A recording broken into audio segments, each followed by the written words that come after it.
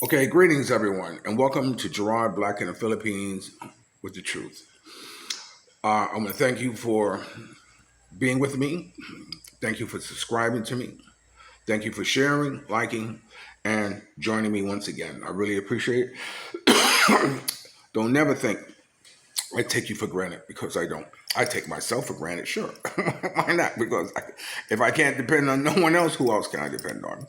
You know, the reason I put this in here because the video I'm going to show you about Valencia, it was shot a certain way, and then it was shot horizontal, and then I had to turn to make it vertical.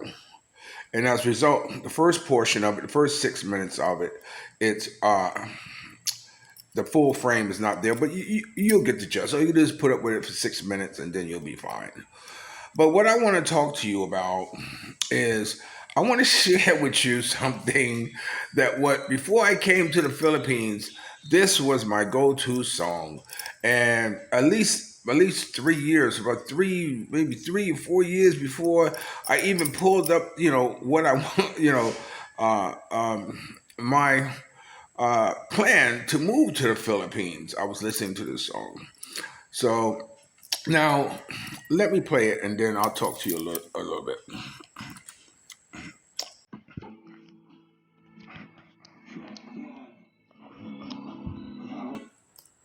Now, now, as you see, that was a nice representation. I'm having my teeth fixed, so ignore that if you can.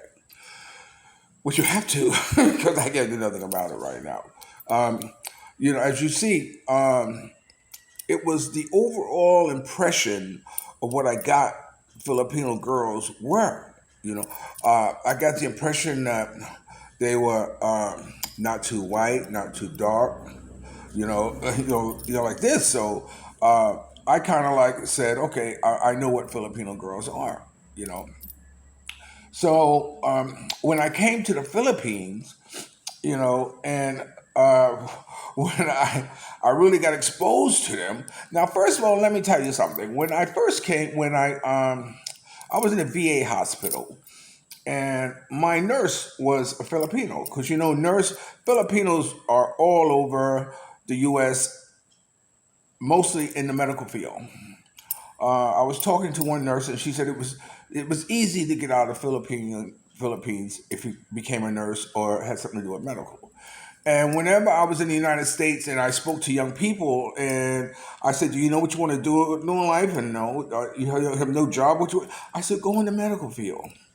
I said, learn to do rehabilitation. Learn to be a nursing assistant or do something in the medical, because medical is always going to be in demand. So I say that to you now, for those of you who are watching this and have no idea what it is that you want to do in life, go into medical. You can jump into a quick course at one of these schools and get certified, and your career is off to the races. So anyway, so my nurse in the VA hospital, he was Filipino.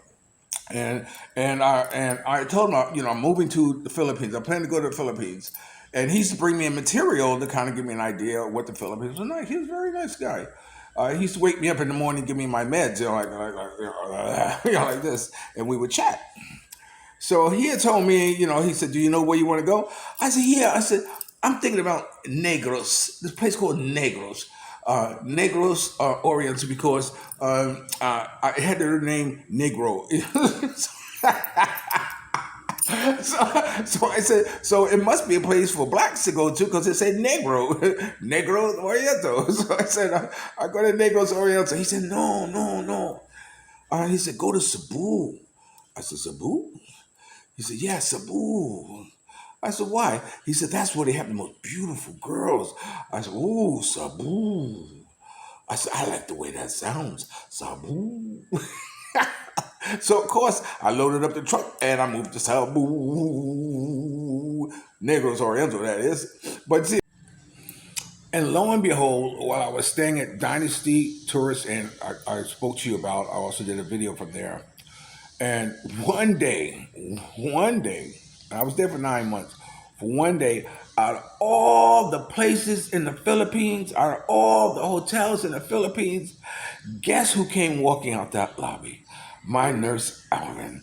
I said, oh, shit, oh, we could not believe that here we are together in the Philippines. He always came here in the Philippines when he was on the prowl. No, the reason I thought about when I decided to go to Negros, I was thinking about they had East and West Negros.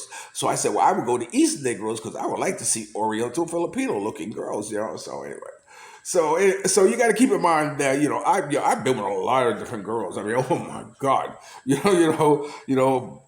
black, Chinese or white or confused, addicted. Lesbians. I even had a lesbian eating contest. I won. So anyway, I've been on a lot of different girls. So I even had one that was a squirter. Oh my God, I'm talking about Filipino. I wanted to marry that girl. I mean, it was crazy. Anyway, so when I decided to come to Cebu, when I landed in Cebu, the first thing I noticed that I was taller than everybody else here.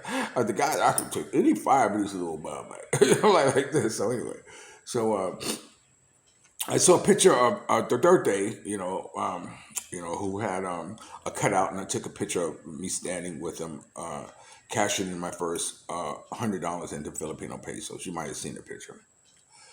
But when I got to my hotel, and the next day, and I was walking, I said, "Oh my God, it's true. Look at these Filipino girls. They all look alike. They all have long black hair. They all have white skin. They're all thin. All of them had a little like pop. All of them had like a little pop belly." And I couldn't figure out. I said, "Wow." I said, "Wow, they must be very fertile."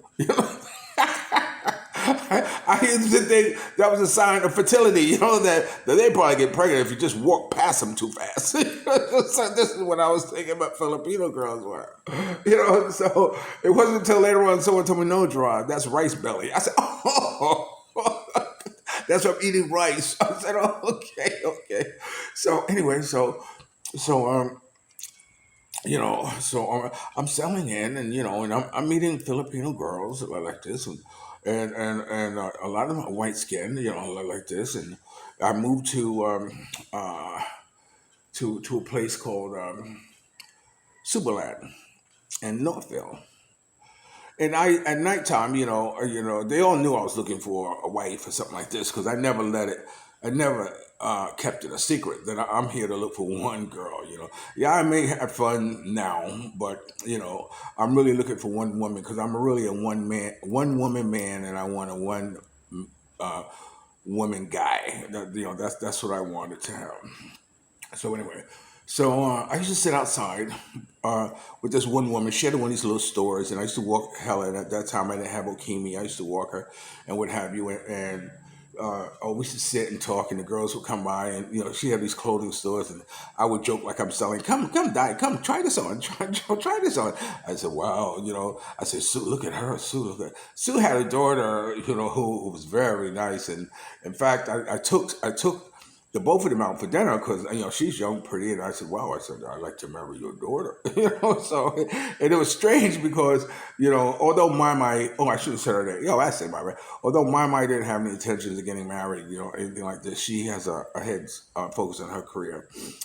Sue ended up, her mother ended up, um, having feelings for me, and we said, I still see her to this day. In fact, she's been over my house recently and everything. So we stay in touch and whatever. I love her to death. So anyway, uh, what happened was that one night this one girl came by, and I said, "Oh my God!" I said, "Sue, Sue, she's beautiful." And you know what she was? She was a dark skinned Filipino girl. It was the first one I saw in the Philippines. Granted, they're all over. No, but this is the first one I saw close. I said, "Oh my God!" I said, I said, Sue, I got to photograph her. I got to photograph her.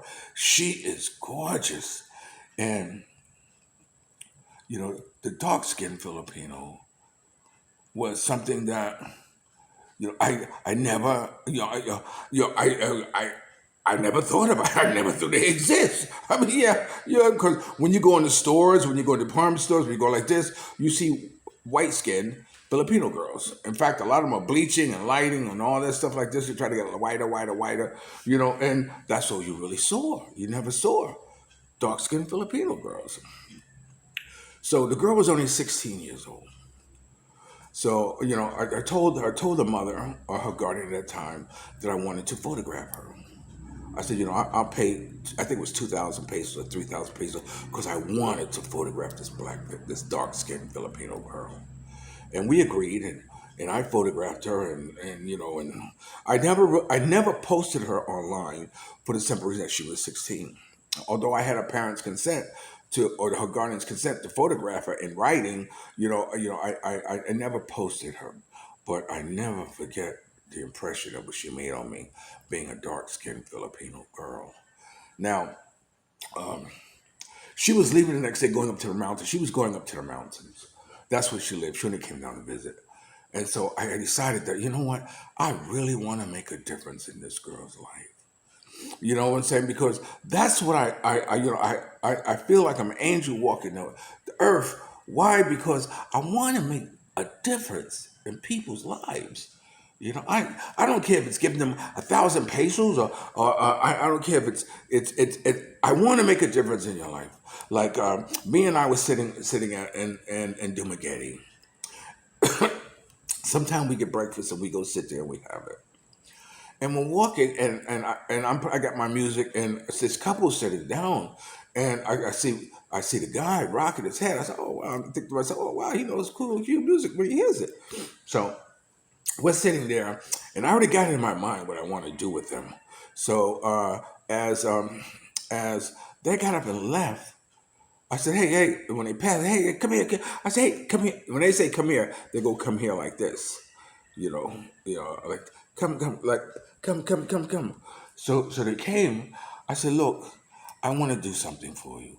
Have you had lunch?" They said no. So I said, "Here." I gave them some money. I forgot what it was, 400. I may give them 500 pesos. I said, "I want to buy you lunch." They said, "No, no, no, no, it's okay." I said, "No, I want to buy you lunch. You're the most beautiful couple I've seen in the Philippines in a long time. You're a very nice couple." You know what I'm saying? Like this. And come to find out that it was two girls.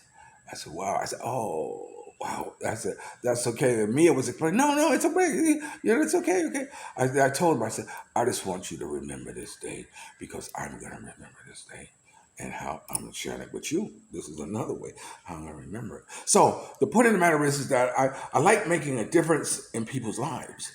If you look at one of my videos, I'm sitting with this girl. No, if you go to Filipino Soul magazine on YouTube, you will see this video. Put in Filipino Soul on YouTube and Street Heart, STREETHEART, Street Heart. And in it, it was this one girl who used to she sell towels, and she has big, beautiful smile. "Hi, Onyx," like this, and I used to say hi, like this. And so whenever I would go walking, at that time I was with another girl. I said when we go walking and everything, I would always see her. And so she, "Onyx, buy me a phone, buy me a phone." And so I decided to surprise her. So what I did was that I took my old flip phone and I put my flip phone because I wanted to make a difference in her life. I knew I was moving. I wanted to make a difference in her life. So I took my old flip phone, they call it bomber phones, because these are phones that Obama was giving out in New York, I mean, in the United States at one time, where everybody could have a flip phone. So they became known as Obama phones. I still have mine. Why? Because a lot of good, important contacts in that damn phone. So what happened was that I put it in a bag after I bought another phone, of course, an iPhone. And I give her the phone, and she opens it up, and she flip. I said, "You like it?" She said, This very sad, it's okay. It's a phone, like this. And so I said, I'm only kidding. So I took the phone and put it back, and I gave her the iPhone. And she, thank you, thank you. She threw herself on me. Thank you, thank you, thank you. She was so excited. She was so excited. Oh my God! You got to see that video of how I made a difference in her life because I wanted to. We had an agreement that if she wait for me, I'll wait for her until she get 18 and we would get married. And she said, okay, okay. So I think she was like about 16 or something like that. I can't remember how old she was. So one day she called me and she said, Onyx. I said, yes.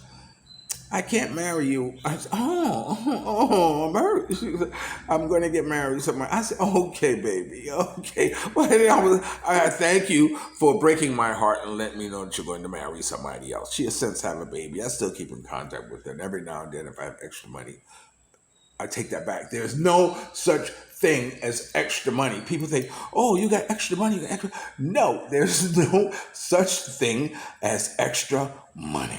Hello, Jemima.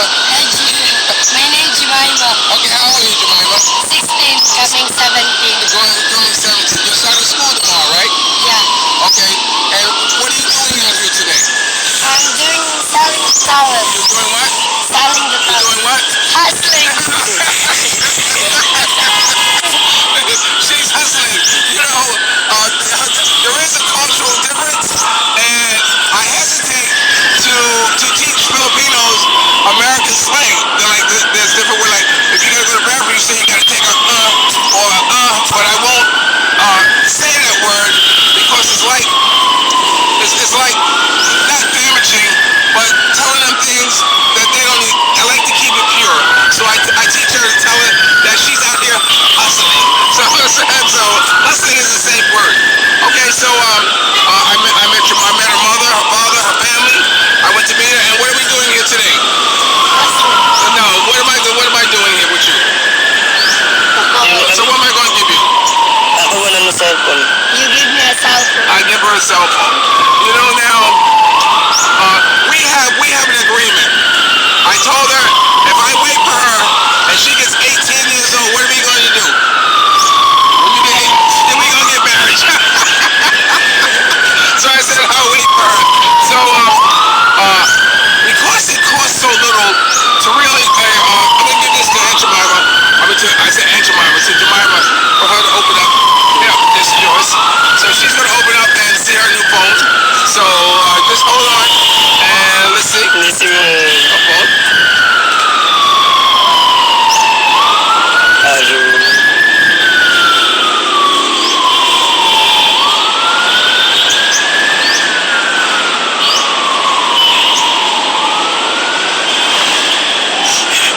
You like it? Yes. You like it? Oh, isn't she precious? She says she like it. This is my old Obama phone. I thought I'd give her a little trick so you see your phone. But Jemima, here it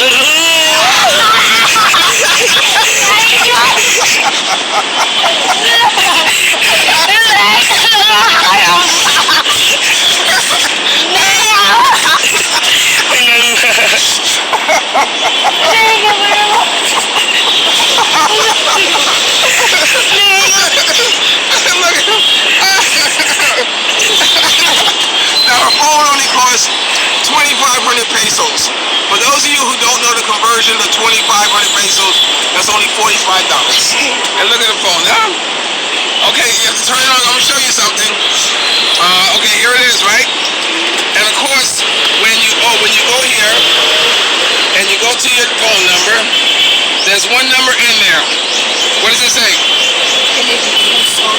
Filipino Soul. That is, whose number is Filipino Soul? It's my number, Filipino Soul. So her first number in her phone is my phone. My number. So you like it, Jemima? I'm sorry, I like it. So you like it? Okay. I think this His cellphone is that the one. So anyway, so she would I would send her some money from time to time. Okay, now the reason why I'm telling you this story because you know uh, getting back to the dark skinned Filipino girl.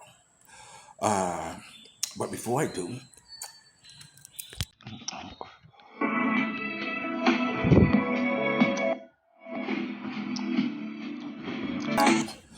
okay, so now getting back to the girl I was telling you about, making a difference in her life. So she was going home the next day back up to the mountain. She didn't have a phone. She didn't have Facebook, anything like that. She in the mountains, very very poor. So I told her mother, her guardian, I said, "Look, bring her back by because they were leaving. Bring her back to say goodbye." And she said, "Okay, I'll bring her back to say goodbye." So that day, I went out. I bought her a cell phone. I bought her a speaker. What else did I buy her? Headphones. You know, I bought her. I bought her, and even set up a Facebook account for her. So this way she have a Facebook account. I bought all these things for her because I wanted to give it to her. You know, I wanted to make a difference in her life, but they didn't come back the next day. So say la vie, But anyway, one of the reasons why I'm chatting about this is because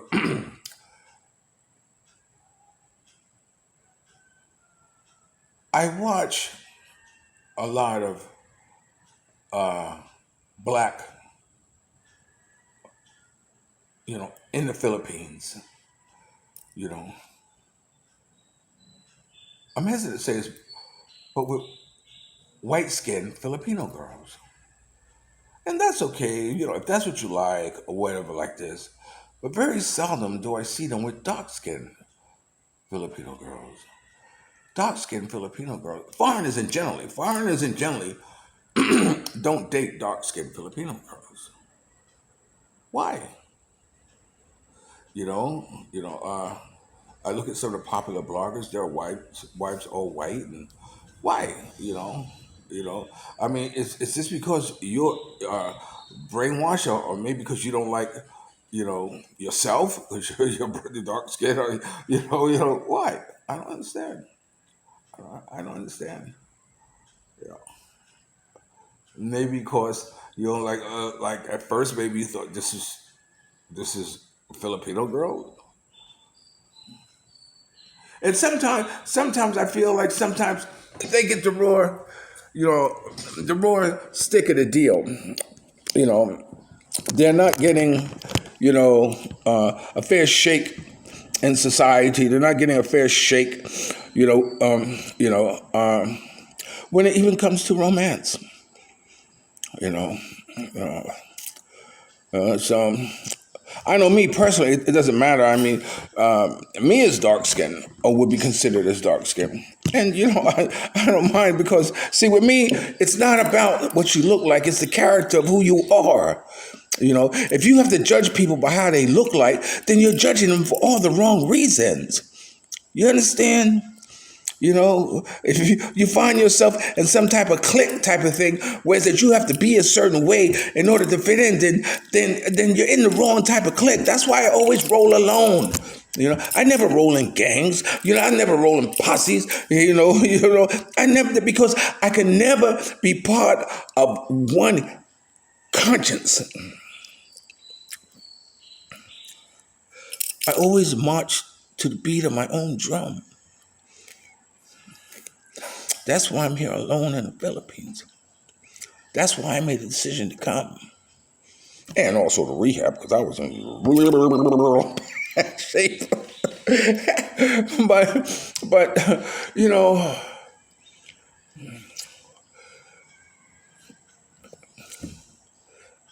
you have to you you you open your arms up to everybody, especially girls. You know, I tried. Not I tried. I've turned a hoe into a housewife. I've done that. Yeah, the mother of my kids was a hoe, and I turned her into a housewife. I've done that. I've seen it done by my stepfather, who turned my mother, who was a hoe, into a housewife. I saw that. I know it could be done, in spite of what people don't believe it can be, but it can. It can. So girls, women, they are God's gift. You don't push one aside because of your. Let me tell you something. There is no such thing as an ugly woman. Only a lazy one. Okay? And I'm going to stop here because I do want to put that Valencia piece in here. You have to deal with it. I've already done it. So remember, you're watching Gerard, Black in the Philippines, with the truth. Don't forget to share, subscribe, like, and ring the bell. Subscribe, like, and ring the bell. And if you're lucky enough to have a good man like me, make him feel like a king. And if you're lucky enough to have a woman like Ali Woodson once said, make him feel like a king. Here we go.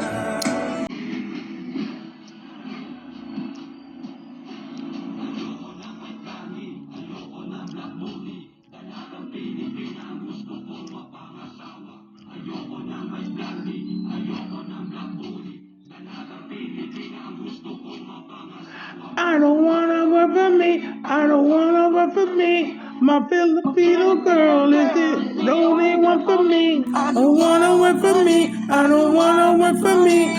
My Filipino girl.